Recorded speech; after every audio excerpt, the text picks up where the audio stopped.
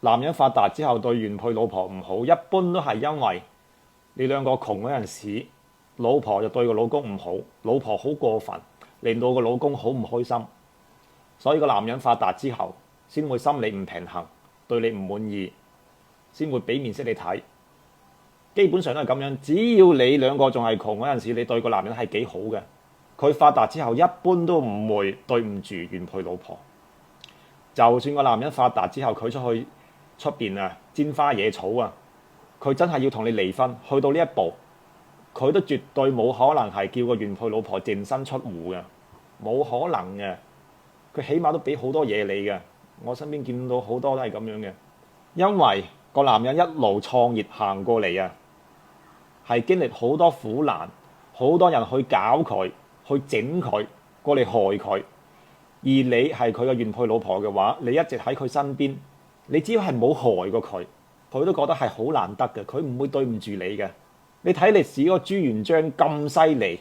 佢做咗皇帝，佢都冇將呢個馬皇后去換咗佢，都一直對佢好好。特別係創一代做生意嘅呢啲人，犀利嘅人，冇可能係對個原配老婆咁差，人品係唔會太差嘅呢啲人。萬事萬物都係講因果嘅，有好多網友過嚟揾鳩師傅吐苦水啊，喺我面前呻，你都淨係講你自己做過嘅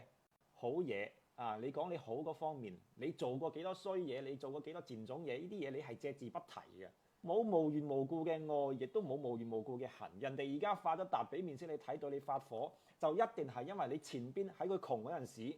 你做過好過分，令到佢好傷心嘅事情。我始終係認為而家呢個社會不論男女，你只要係你做正當生意，你揾到錢，你個人品係唔會太差嘅。你既然殺得出嚟，因為你喺揾錢嘅過程中，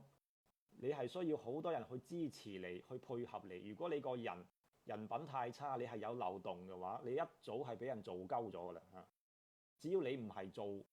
啲乜嘢傷天害理、殺人放火，你係正當生意殺出嚟嘅，呢啲人品唔會太差嘅。